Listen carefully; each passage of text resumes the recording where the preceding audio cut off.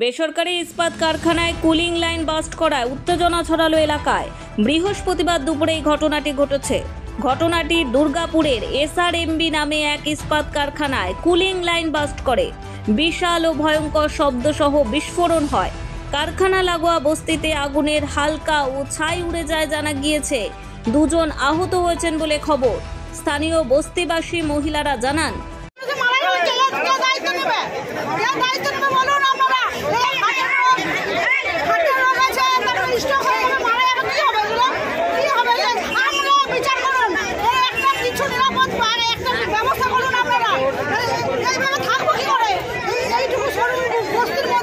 হঠাৎ আওয়াজ হলো, হঠাৎ আমরা বাড়িতে ছিলাম, আমরা পুরো আমাদের ঘর বাড়ি সব কেঁপে গেছে। একবারে তারপরে বয়স্ক মানুষ ভয় পেয়ে গেছে। তাহলে কি হবে? এটা কত সময় হয়েছে?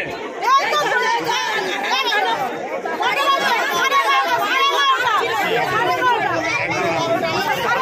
কি হয়েছিল? হাতি বাস হয়ে গেছে। তারপরে বস্তি আমরা আগুন পড়েছে, অনেক লোক ভিতরে মানুষ মারা গেল। আমাদের অনেক বস্তি লোক মানে অসুস্থ হয়ে গেছে। এখন এই মাস ধরে রাজ্য তো কি হতো? আমরা কোথায় যাবো? আমাদের গেট হয়েছে, আমরা দেখে গেট হয়েছে। আমরা গেট থেকে আমরা বস্তি বসি নাই, গেটটা হয়েছে আমরা দেখে বস্তি দেখে গেট হয়েছে।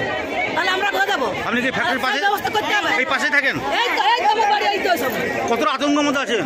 কতটা আতঙ্কের মধ্যে আছেন? ভয় লাগছে। অসুবিধা আমাদের অনেক অসুবিধা আছে। এই তো দেয়াল ফেটে গেল, বাড়ির দেয়াল ফেটে গেছে? দেয়াল ফেটে গেল, বাথরুমের দেয়াল ফেটে গেল। তাহলে কি করবো? তাহলে কোথায় যাবো? কে করবে না? কে বানাবে? কি চাইছেন আপনারা? হ্যাঁ? আপনারা কি চাইছেন? এই গেট বন্ধ করুন, এই গেটে যেমন না গাড়ি ফেলবে। কারখানার মালিকের গাফিলতি নিয়ে উঠেছে প্রশ্ন। তবে কারখানা কর্তৃপক্ষের তরফে কোনো তথ্য মেলেনি।